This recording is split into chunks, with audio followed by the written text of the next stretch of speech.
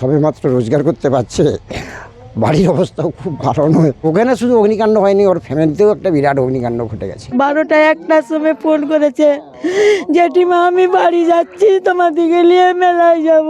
বলো এরপরও কোনো ঠিক থাকতে পারে। হাই কি হলো।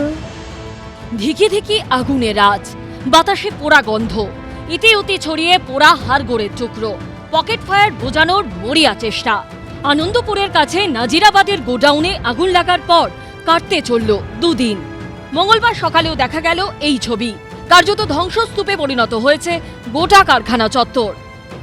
একেবারে মৃত্যুপুরী আনন্দপুরের নাজিরাবাদ। একাধিক মানুষ এখনো পর্যন্ত নিখোঁজ। এই গোডাউনেই কিন্তু তারা কাজ করতেন এবং পরিবারের সদস্যদেরকে অনেকে ফোন করেও বলেছিলেন তাদের কিন্তু কোনো বাঁচার সম্ভাবনা নেই। পরিবারের সদস্যরা যেটা এসে বলছেন যে দরজা বাইরে থেকে বন্ধ অবস্থায় ছিল, তালা বন্ধ, দমকল এসে সেই তালা ভেঙে ভেতরে প্রবেশ করে। সেই ছবি দেখাবো। এখনো পর্যন্ত কিন্তু সেই আগুন ধিকি ধিকি জ্বলছে বিভিন্ন জায়গায়। নিখোঁজদের পরিবার গত দুরাত ধরে দুশ্চিন্তায় দুচোখে পাতা এক করতে পারেনি। এর মধ্যে প্রশ্ন উঠছে, গোডাউনে পড়ে থাকা এই হাড়ের টুকরো কাদের, কি তাদের পরিচয়? জানতে এখন ভরসা কেবল ডিএনএ টেস্ট।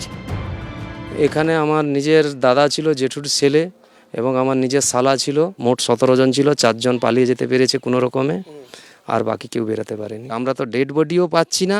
মালিক, আমি তো তার কোনো যে মালিকের যে একটা ফোন করা কিংবা এসে দাঁড়ানো, মালিককেই তো দেখতে পাচ্ছি না।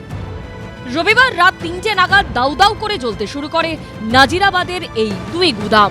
চোখের নিমেষে নিউ পুষ্পাঞ্জলি ডেকোরেটরসের গোডাউনে আগুন ছড়িয়ে পড়ে পাশে থাকা ওয়াও মোমো কারখানায়। এই অংশে যারা যারা কাজ করতেন তারা থাকতেন, তেমনটাই অনুমান করা হচ্ছে দমকল এবং পুলিশের পক্ষ থেকে। দেখতে পাচ্ছ এই দৃশ্য, এবং এইটাই সেই অংশ গুদামের যেখানে আগুন লাগনি। তবে কতজন ছিলেন এখানে তার কোনো অনুমান করা যাচ্ছে না, তার কারণ এখানে পুলিশ যাদের সঙ্গে কথা বলবে, এই গুদামের যারা মালিক বা যে এই দায়িত্বে ছিলেন তাদের কোনো খোঁজ এখনো পাওয়া যায়নি। এটা ফ্লেমেবল ম্যাটেরিয়াল ছিল, কম্বাস্টেবল ম্যাটেরিয়াল, ডেকোরেটিভ ম্যাটেরিয়াল থাকে, ওরা চট করে সময় দেয় না। ফায়ার এক্সটিংগুইশিং ম্যাটেরিয়াল কিছু নজরে পড়ে না। ভিতরে আমি যাইনি, কিন্তু এই সাইডে কিছু নেই।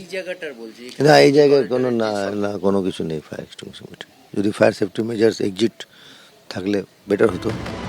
রবিবার গভীর রাতে আগুন লাগে, আর মঙ্গলবার সকালে ঘটনাস্থলে পৌঁছন দমকল মন্ত্রী সুজিত বসু প্রায় 30 ঘন্টা পর।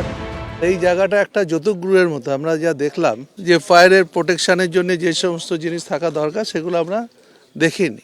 যা যা আইনগত ব্যবস্থা আছে এর বিরুদ্ধে সবকিছু ব্যবস্থা নেওয়া হবে। শুধু জাস্ট ফায়ার ব্রিগেড রেখে দিয়েছে এবং সেখানে প্রচুর হাজার হাজার কোটি টাকা ধ্বংস হচ্ছে রাজ্য সরকারের, কিন্তু কোনো কাজ হচ্ছে না। মন্ত্রীর গাড়ি ঢুকতে দেখে গাড়ির সামনে ঝান্ডা হাতে বিক্ষোভ দেখাতে শুরু করেন বিজেপি কর্মী সমর্থকরা। সুজিত বসু ঘটনাস্থল থেকে বেরিয়ে যাবার পর পাল্টা স্লোগান দিতে শুরু করেন তৃণমূলের কর্মী সমর্থকরা।